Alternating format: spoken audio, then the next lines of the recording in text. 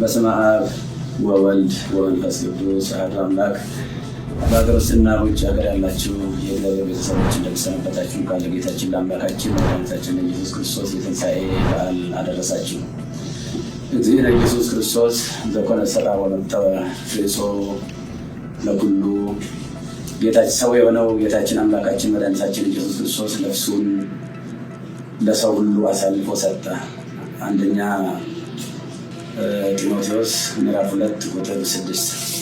በዛሬው ዕለት በዚህ መልክ መምጣት ያስፈለገኝ ዋና ጉዳይ የስቅለት ዕለት ጌታችን አምላካችን ኢየሱስ ክርስቶስ የተሰቀለበትና ቤዛ የሆነበት ቀን ስለ ቤዛነት በሰፊው ከተሰጠው የትምህርት ድነት ጋር ተያይዞ አንዳንድ ብዥታዎችና ጥያቄዎች ስለተፈጠሩ እነዚህን ነገሮች ለማጥራት ያህል ነው።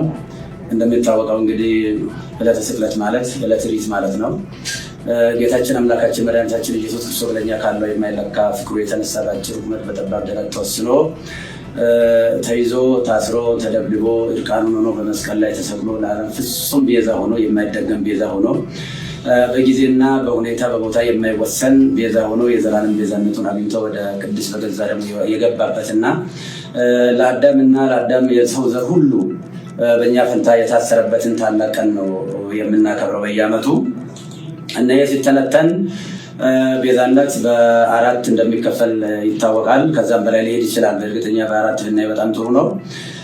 የገንዘብ ቤዛ አለ፣ የቁስ ቤዛ ማለት ነው። የእንስሳ ቤዛ አለ፣ የሰው ቤዛ አለ። ዋናና ትልቁ ግን የጌታችን የአምላካችን የመድኃኒታችን የኢየሱስ ክርስቶስ ቤዛነት ነው። እና ይሄ ስለ ነገረ ድነት በሰፊው የሚሰጥበት ሰዓት እነዚህ ምንም ከቁስ ጀምሮ እስከ ሰው ያሉ ሁሉ ቤዛ መሆን ቢችሉ የጌታችን የአምላካችን የመድኃኒታችን ኢየሱስ ክርስቶስን ፍጹም ቤዛ ሊተኩ የማይችሉ ናቸውና በፍጡርና በፍጡራን መካከል ያለውን ቤዛነት ለመለየት በተለይም ጌታችን አምላካችን መድኃኒታችን ኢየሱስ ክርስቶስ ስለ ስርየተ ኃጢአት በመስቀል ላይ ተሰቅሎ በከፈለው ቤዛነት ስም ፍጡር ሊጠራ አይችልም በሚል የሰጠው ትምህርት ብዙ ምዕመናንን አደናግሯል። ከአውዱ ውጭ አንዳንድ ሰዎች ቃሉን አጣመው በመተርጎም ጦርነት በመቀስቀስ ህዝቡን በማነሳሳት በተለይም ደግሞ ደጋጎች ምዕመናንን በጣም አሳዝኗል። ከእመቤታችን ከቅድስት ድንግል ማርያም ጋራ እንዴት የፍጡር ቤዛ የለም ይባላል? ከገንዘብ ጀምሮ ከቁስ ጀምሮ ብዙ ቤዛዎች አሉ ብለው በመተንተን ነው ብዙ ጊዜ ሲወራ ሲነገር የነበረው። እኔ በሰዓቱ ስለ ቁስ ቤዛ፣ ስለ እንስሳ ቤዛ፣ ስለ ሰው ቤዛ ብዙ መናገር አላስፈለገኝም። ዋናው በመስቀል ላይ ተሰቅሎ ስለሱ ብቻ ነበር በሰፊ መናገር የነበረብኝና ምንም ቤታችን ቤዛ አለም ብትባልም የጌታችን የአምላካችን የኢየሱስ ክርስቶስን ቤዛነት አይተካም የሚል ቃል ብዙዎቹን ግራ ጋብቶ እንደነበር አስታውሳለሁ። እንኳንም ቤታችን ቅድስት ድንግል ማርያም ይቅርና ድንጋይ ቤዛ ተብሏል፣ ወርቅ ቤዛ ተብሏል፣ ገንዘብ ቤዛ ተብሏል፣ ጫማ ቤዛ ተብሏል፣ ቆብ ቤዛ ተብሏል። እና ከፈጣሪ በታች ከፍጡራን በላይ የሆነች እግዚአብሔር የመረጣትና ከአንስት ዓለም ሁሉ አልቆ አክብሮ ይፈጠራል ለእናትነት የመረጣት እመቤታችን ቅድስት ድንግል ማርያምን ከፍጡር ጋር እንኳን ልናወዳድራት አንችልም። አቻ የሌላት ወደር የሌላት እና ከእሷ ጋር በማጣላት በተለይም የተደረገው ቅስቀሳ በፌስቡክ እና በኦንላይን ላይ እንደሚደረገው ቅስቀሳ አይደለም። አንደኛ የኔ አስተዳደጌም አኗኗሬም በአጠቃላይ ህይወቴም ከደብረ ሊባኖስ የወጣ ነው። እኔ የተክለ ሃይማኖት ልጅ ነኝ እና በዚህ ደረጃ ነገሮችን በጣም አግሎ ብዙ ምዕመናንን አስቀይሟልና እኔ ከትምህርት ቤት ጀምሮ በእመቤታችን በቅድስት ድንግል ማርያም በእንተ ስማ ለማርያም እያልን ድርቆሽ እየለመንን ኮሾሮ እየለመንን ቁራሽ እየለመንን ስሟን እንጀራ በልተንበታል ለብሰንበታል። እና ቤዛዊተ ዓለም ብለን በሰዓታቱ በሌላው መጻሕፍት በቅዳሴዋ በውዳሴዋ እየጻፍን እየተረጎምን እያስተማርን እንገኛለን። እኔም በግሌ ስለሷ ብዙ ሰብኬያለሁ። ስለሷ ወላዲተ አምላክነት በተለይም ንጻ ያላደፈባት ነውር ነቀፋ የሌለባት ሀጣዊ ያላገኛት እግዚአብሔር በንጽህና በቅድስና ከዓለም አልቆ የፈጠራት ከሁሉም አልቆ የፈጠራት አቻና ወደር የሌለባት እንደሆነች ብዙ ጊዜ በሰፊው ትምህርት ሰጥቼበታለሁ። መጽሐፍም ጽፌያለሁ። ያንን መከታተል ይቻላል።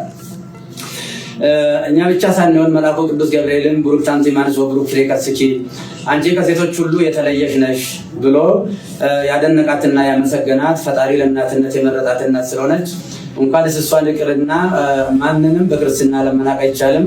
እኔ የወለደችኝ ውድ እናቴን በእጅጉ የሚወዳት የማከብራት ነኝና እናቴን የማከብር የፈጣሪውን እናት በምንም አይነት ተአምር ዝቅ አድርጌ የማይበት ምንም አንዳች ሁኔታ የለውም። በዕለቱ የተደረገው ጌታችን አምላካችን መድኃኒታችን ኢየሱስ ክርስቶስ በሚጠራበት ቤዛነት የኃጢአት ስርየት ቤዛነት በዚህ ፍጡር ሊጠራ አይገባም አይችልም የሚል ነው። በጥቅሉ አው ትክክል ነው። ከመላእክት ጀምሮ እስከ ሰው ያለው ሁሉ ወይም ደግሞ ዓለም ከተፈጠረ ዘመን ከተቆጠረ ጀምሮ እስካሁን ድረስ ያለው ወይንም ደግሞ እስከ ለብሰ ምጽአት ድረስ የሚቀጥል ሁሉ ኢየሱስ ክርስቶስ ጌታችን መከራቸው የተቀበለው መከራ ቢቀበል ጌታችን አምላካችን መድኃኒታችን ኢየሱስ ክርስቶስ በቀራንዮ የከፈለውን ቤዛነት ማንም ሰው መክፈል አይችልምና እሱ የኃጢአትና የሞት መድኃኒት በማዳኑ ተረፈ ደዌ የሌለበት የዓለም ቤዛነቱ የኃጢአት ስርየት ነው። አሁን እያንዳንዳቸው ለምሳሌ እነ ሙሴ ቤዛ ተብሏል። ነገር ግን የሙሴ ቤዛነት በአረፍተ ዘመን ተገጥቷል፣ በጊዜ ተገጥቷል፣ ዮርዳኖስ ማዶ ተገጥቷል። የሁሉም ፍጡራን ቤዛነታቸው በጊዜ በሁኔታ የሚገታ ነው። ነገር ግን በጊዜና በሁኔታ የማይገታ ለዓለም ሁሉ ቤዛ የሆነ ከሰማይ በታች ከምድር በላይ መዳኛ የማን ነው? ከሱ ውጭ አዳኝ የሌለ የጌታችን የአምላካችን የመድኃኒታችን የኢየሱስ ክርስቶስን ቤዛነትን በደንብ አጉልቶ ለማሳየት እና ለማስተማር ካልሆነ በስተቀር ከእመቤታችን ከቅድስት ድንግል ማርያም ክብር ጋራ ምንም የሚያገናኝ አንዳችም ነገር የለም። እሷም ከፈጣሪ ልጅ ከተቀበለው መከራ ጋር ሊወዳደር አትችልም እና ብዙ ምዕመናን በዚህ ጉዳይ በእጅጉ አዝነዋልና የኢየሱስ ክርስቶስ ቤዛነትና አዳኝነት ለድርድር ለክርክር የማይቀርብ ለምንም ለውይይት የማይቀርብ ዛሬም ትላንትናም ነገም ያው የሆነ እሱ ለዘላለሙ ሲያድን ይኖራል። እንግዲህ ይህ ሲባል ሰዎች ለሚዲያ ፍጆታ አንዳንዶቹ ደግሞ ከሆነ ነገር ጋር የተያያዘ በሚመስል መልኩ የተከፈተብኝ ዘመቻ እኔን የማይመለከተኝ መሆኑን ህዝቡ በደንብ እንዲያውቅ ለማለት እፈልጋለሁ። እንደምታወቀው ይህንን በሰፊው በሚዲያ በማራገብ ምዕመናንን በማሳሳት በማሳዘን በማልቀስ የተለያየ ትርጉም በመስጠት ሲያካሂዱ የነበሩ ወንድሞችና እህቶችን አባት እንደመሆኔ መጠን ሳልቀየማቸው ይቅርታ እያደረግኩ እግዚአብሔር ይቅር በላቸው ለማለት እወዳለሁ። በተረፈ ግን በፍጹም የዋህነትና በፍጹም ቅንነት ያዘኑ የተከዙ በዚህ ጉዳይ ላይ እንዴት ያሉ የዋሃንና ንጹሃን ቅዱሳን ምዕመናንን ከልብ ይቅርታ ጠይቃለሁ። ቤተክርስቲያንም ደግሞ በዚህ ጉዳይ ስሟ በመነሳቷ ታላቋ ቤተክርስቲያን ይቅርታ ልጠይቃት እወዳለሁ።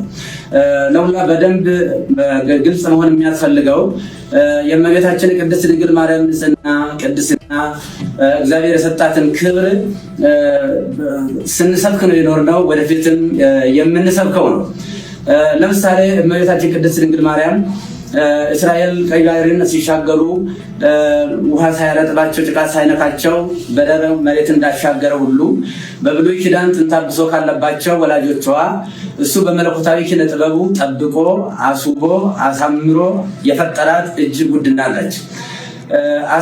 በአሳ አንበሪ ዮናስ 3 ቀን ውሎ ሲያድር አሳ አንበሪ ሳያደማው ሳይቆስለው እግዚአብሔር በኪነ ጥበቡ በመለኮቱ ጠብቆ ወደ የብስ እንዳመጣ ሁሉ ከርኩሰትና ከኃጢአት ጠብቆ በቀደመው የአዳም ጥንተ ስጋ ፈጥሮ የሰጠን እናታችን ነች። ወላዲተ አምላክ አምላክን የወለደች እግዚአብሔርን ለእናትነት የመረጣት። ስለዚህ የእመቤታችን የቅድስት ድንግል ማርያም ቤዛነት የሚጀምረው እንደ ፈጣሪ ባይሆን ለምሳሌ ሙሴን ለፈርዖን አምላክ አድርጌ እሰጥሃለሁ አስነሳለሁ ለፈርዖን ቢለውም ሙሴ የባህሪ አምላክ ሆነ ማለት አይደለም። እንደዚሁም አማልክት ዘበጸጋ የሚባሉ አሉ። የጸጋ አማልክት ናቸው እንጂ የባህሪ አምላክ አይደሉም። እመቤታችን ቅድስት ድንግል ማርያም ቤዛዊተ ዓለም ብንላትም በእናትነቷ ሰማይና ምድር የማይወስነውን ልጅ ወልዳ በመስጠቷ ቤዛዊተ ዓለም እንላታለን እንጂ የጌታችን የአምላካችን የመድኃኒታችን የኢየሱስ ክርስቶስን የቀራንዮ የመስቀል ላይ ቤዛነትን ትተካለች ብለን አይደለም።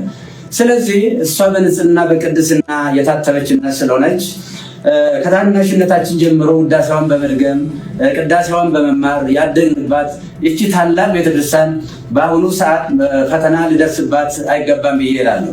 በተለይም ይህንን አጀንዳ በስፋት የሚያራግቡ ወንድሞች ጥፋቱን ቢኖር ቀረብ ብሎ መጠየቅና መመካከር ችግርም ካለ መፈታት ነው የሚያስፈልገው እንጂ በሚዲያ በእንደዚህ አይነት ጦርነት መቀስቀሱ በእውነቱ ትዝብት ላይ የሚጥለን ይሆናልና ለወደፊትም እመቤታችን ቤዛ ስንል እንግዲህ ቤዛዊተ ኩሉ ዓለም ብሎ ታላቁ አባ ጊዮርጊስ ዘጋስጫ በሰፊው ዘምሮላታል። ያሬድም በሰፊው ዘምሮላታል።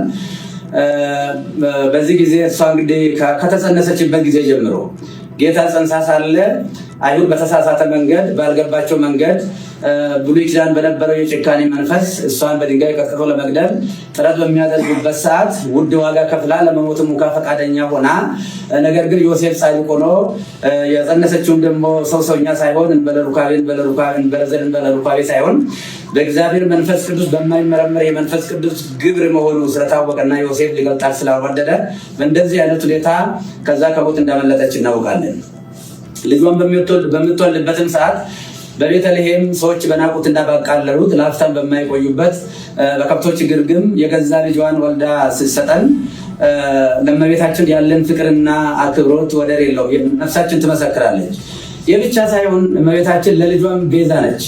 ለልጇ ለሕፃኑ ለኢየሱስ ክርስቶስ ገና የ2 ዓመት ሕፃን በነበረ ጊዜ ሄሮድስ ልጆችን በሚያስገድልበት ጊዜ ልጇንም እንዳይገልባት የሞት ሰለባ እንዳያደርግባት ከእስራኤል ጀምሮ እሳት የሆነውን የሳራ በረሃን የቀን ሐሩር የሌሊትን ቁር ችላ ታግሳ ረዥም ወራት ተጉዛ ወደማታውቀው ወደ ግብፅ ተሰዳ ብዙ ዋጋ ከፍላ መከራ አይታ ልጇንም ከሞት ያዳነች እንደገና ደግሞ እስከ ቀራንዮ ከልጇ ያልተለየች እመቤታችን እናታችን ቅድስት ድንግል ማርያም ነችና እሷን እንኳንስ አይደለም ለማቃለል ለማመስገንም ብቃትም አቅምም ሞራልም ያለው ሰው የለም።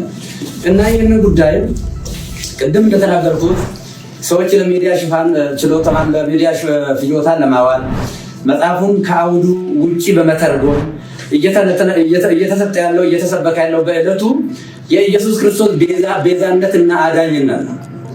ስለዚህ ለምንድን ነው ጥላ ቤዛ ይባላል፣ ሌላ ቤዛ ይባላል የሚልም ሊቃውንቱ ከሰሞኑ ጀምሮ ግሱን እየተነተኑ ሲነግሩን ከርመዋልና ለተነተኑ ትንታኔ እያመሰገንኩ በሰዓቱ ስለ ጫማ ቤዛነት፣ ስለ ባርኔጣ ቤዛነትና ስለ ልብስ ቤዛነት፣ ስለ ገንዘብ ቤዛነት፣ ስለ ቁስ ቤዛነት፣ ስለ ብሉይ ኪዳን እንስሳ ቤዛነትም ብዙ ለመተንተን አላስፈለገኝም። ምክንያቱም ታላቁና ያው ቅዱስ አምላካችን ኢየሱስ ክርስቶስ በመስቀል ላይ ተሰቅሎ ስለሆነ የግድ እሱ መሰረት ስላለበት እሱ መነገር ስላለበት ከዚህ የተነሳ ነው እንጂ እኔ እመቤታችንን ለማቃለል ለመናቅም አይደለም።